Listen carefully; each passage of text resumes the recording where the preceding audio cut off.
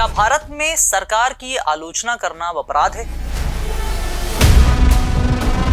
अगर कोई नागरिक किसी कानून, किसी फैसले या किसी नीति के खिलाफ आवाज उठाता है तो क्या उसे अपने ही शहर से बाहर कर दिया जाना चाहिए?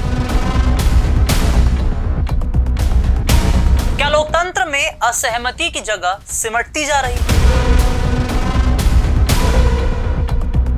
या फिर संविधान आज भी नागरिकों को अपनी बात कहने का अधिकार तो देता है, या राजनीतिक ताकतों के सामने स्थिति थोड़ी सी अलग नजर आती है?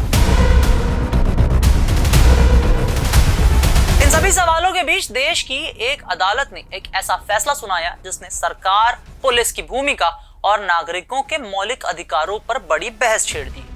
आखिर अदालत ने क्या कहा जिसकी चर्चा पूरे देश में हो रही है? अब क्या है पूरा मामला, करते हैं सभी जानकारी आपसे साझा। नाम हमारा Ashish Gupta and welcome to the lens.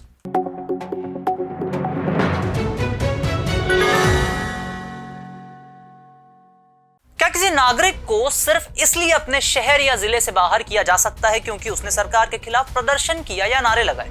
Bombay high court ने इस सवाल पर बड़ा फैसला सुनाया। अदालत ने साफ कहा कि किसी भी लोकतंत्र में सरकार के फैसलों का विरोध करना अपराध नहीं है, लेकिन विरोध प्रदर्शन या सरकार विरोधी नारे लगाने के आधार पर किसी नागरिक को जिला बदर नहीं किया जा सकता।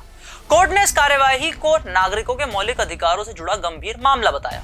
यह मामला socialist democratic party of India यानी एसडीपीआई के महासचिव सैयद अहमद अब्दुल वहीद चौधरी से जुड़ा है। उनके खिलाफ मुंबई पुलिस ने 1 साल के लिए जिला बदर का आदेश जारी किया था।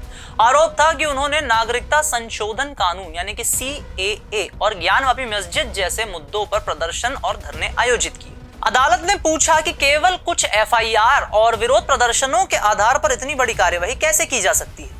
सुनवाई के दौरान न्यायमूर्ति माधव जामदार ने पुलिस की कार्यशैली पर सख्त टिप्पणी की। उन्होंने कहा कि अगर लोग सरकार के खिलाफ प्रदर्शन करते हैं या नारे लगाते हैं तो इसका मतलब ये नहीं है कि उनके खिलाफ ऐसे कठोर कदम उठाए जाएं। अदालत ने कहा कि लोकतंत्र में नागरिकों को अपनी असहमति व्यक्त करने का पूरा अधिकार है। केवल सरकार की आलोचना करना किसी व्यक्ति को जिला बदर करने का आधार नहीं बन सकता। जस्टिस जानदार ने साफ शब्दों में कहा कि पुलिस किसी सरकार की नहीं बल्कि जनता की सेवक है। उन्होंने चेतावनी देते हुए कहा कि अगर अधिकारी इस तरह की कार्यवाही करेंगे तो उन पर भारी जुर्माना लगाया जा सकता है। अदालत ने यह भी दोहराया कि पुलिस का काम कानून लागू करना है, न कि सरकार की आलोचना करने वालों को निशाना बनाना। सुनवाई के दौरान जस्टिस जामदार ने महाराष्ट्र की राजनीति पर टिप्पणी की। उन्होंने कहा कि आजकल राजनीतिक दल बदलने और हॉर्स ट्रेडिंग की चर्चा ज्यादा हो रही है। हल्के अंदाज में उन्होंने कहा कि अगर राजनीति में लोग आसानी से दल बदल सकते हैं तो विरोध करने वाले नागरिकों पर इतनी सख्त कार्यवाही क्यों की जा रही है। अदालत की इस टिप्पणी ने भी काफी ध्यान खींचा।